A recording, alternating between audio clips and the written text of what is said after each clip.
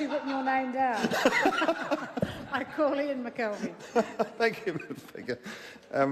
I was quite intrigued by the Minister for Water Bottling's speech a minute ago. I thought that there was some very unfair criticism of our previous speaker. Order. We will use proper names. Oh, apologies, Mr Speaker. Yes, okay. We didn't at any stage, I want to correct a couple of items that she mentioned. We didn't at any stage say it couldn't be done. What we said was it shouldn't be done, and we still would have exactly the same stance now. I think that we were always of the view that this piece of legislation would be fraught, and it most certainly is. And I just wanted to correct a couple of other issues, because we took significant action to not to control or to get rid of foreign buyers, well, certainly to control them, I think.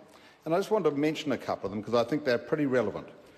We required all foreign buyers to be registered with the IRD and indicate that they are a foreign buyer. We introduced regular monitoring of foreign buyers. We introduced the Bright Line test, which applied to foreign buyers and New Zealanders who did not live in homes. And we introduced a number of other items which had an impact on the market, and of course that's proved since to be true. Today, Madam Speaker, we've seen what I consider to be two of the worst pieces of legislation debated in this House in my time in Parliament. And this is the second leg of the dreaded quinella. There can be no winners here, and it's another example of the penchant this government has for gambling with our economy and the lives of everyday New Zealanders in order to blatantly push their distorted view of overseas investment in New Zealand. We've already heard Minister Twyford today completely confused with a statement that he's happy to have offshore investment in new builds, when we know this bill not only disincentivises foreign investment in many new builds because of the residential clause, but also stops new builds in many other types of businesses, such as vineyards, farms and other places in New Zealand. Madam Speaker, everyone wants a fair go in New Zealand, and I support that in every way. But to cut our noses off to spite our face is plain stupid. And the tragedy of this legislation is it will stifle development in the very area the government is trying to grow the pie. And there'll be more on that. I'll say more on that later. I want to deal with three particular examples of why it's so bad, and despite overwhelming opposition from a majority of submitters, the government members on the committee pushed on blindly with this piece of legislation. First, I want to talk about the exemption that was put in place for the TRI development.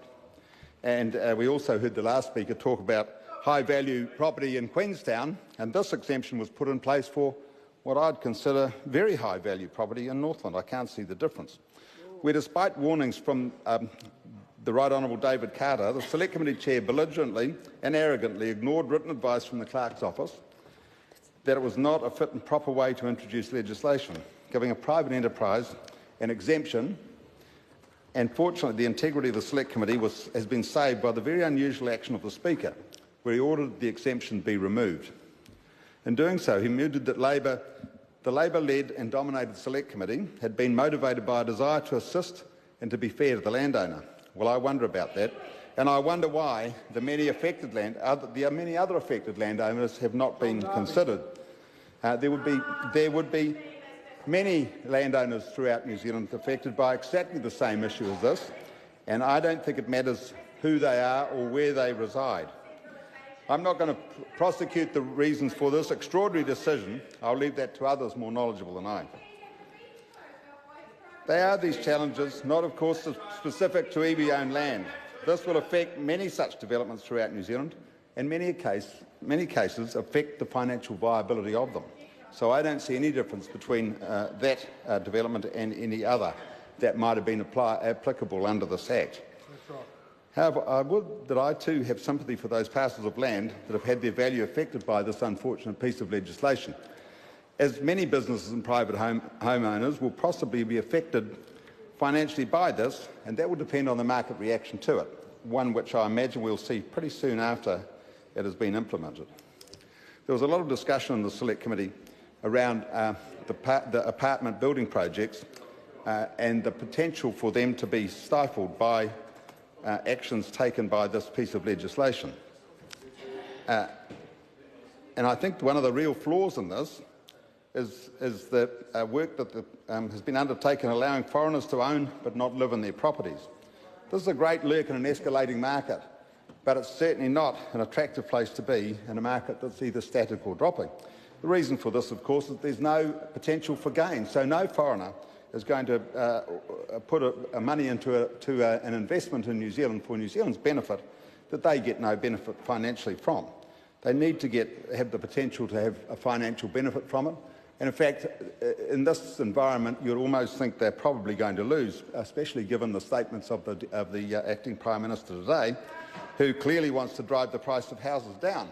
If you're going to drive the prices of houses down, you're certainly not going to get investment in those properties to get them going. Did he turn up? No, perhaps not. Would you like? Madam Speaker, these investors are not stupid. They'll run a mile from this great opportunity, and anyone who has experience in this type of market knows the danger of holding property awaiting capital gains. And then there's the mouth-watering incentive of being slapped with a capital gains tax, if in fact there is any gain to be had. The difficulty for it's beautifully written. The difficulty for property developers the difficulty for property developers accessing capital is clearly the issue at stake here, and that's been a long time issue for property developers, particularly where they're developing partners. If they can't sell off the plan, they can't get the bank to back them, and they can't get funding to get going. So consequently, those property developments don't take place. This is the big challenge for this piece of legislation, and it's the big challenge for the government. The next thing I want to talk about, Madam Speaker, is the forestry issue, and I think this is quite a serious one, and I think it's serious for some different reasons that have been raised earlier in the day, or in the night. And I think the real challenge here is that we're giving foreigners the right to buy forestry land, to grow their own trees, export them to their own mills in their own country. So effectively, we're giving away a section of New Zealand property, and not only the section of New Zealand property, we're also giving away the jobs and the product from it. And I think that's an extraordinary thing for a government that pretends to be here for New Zealanders to be doing. So it's highly likely also, Madam Speaker, that these properties will be sold lock, stock and barrel to foreign owners, and they will then plant the property in its entirety. And the issue with that is that if you do plant the property in entirety, you're planting a large portion of Class 1, 2, 3 and 4 land, and there's no way that that class of land should ever be taken out of our food production. From a world perspective, I think that's hugely serious. So, Madam Speaker, it's extremely dangerous for governments to interfere in a market. It always causes distortions, and we've seen many instances of this throughout our history. I go back to the supplementary minimum prices in the farming sector, some in the days of Muldoon. I go back to DERA, to the regional fuel tax, and on it goes. So everything we do has the potential, once we start interfering in markets, has the potential to distort markets. That is a great tragedy, I think. We've also seen. It's like a parrot. We've also seen countries being exempted from this process. I can't imagine where it is up there. We've also seen countries exempted from this process, which has now been extended to include Singapore. Who next, we may well ask. And we now see the Minister has the right to chop and change the legislation at will to suit what's going on at the time. Well, I think that's fine, but in fact, if you'd left it to the market would have done that for the Minister. So that's not really, in my view, of great value to us. Better than Neanderthal. Madam Speaker, the last topic I want to speak to is this second reading speech comes to an end for me, and we dispatch this legislation to the Committee of the Whole House, which I no doubt there'll be some wholesome debate in that area too. I want to talk about the cost of compliance that this piece of legislation is liable to bring about. It's going to be huge. Treasury predicted the applications and workload will increase from some 150 per year to 4,700. Imagine the cost to investors and the bureaucracy in this. Every time we add a cost to the business of houses, we add to the cost of the house. Madam Speaker, this is a poorly conceived piece of legislation. It will be poorly implemented, and we'll be paying the price for it, in my view, for quite some time.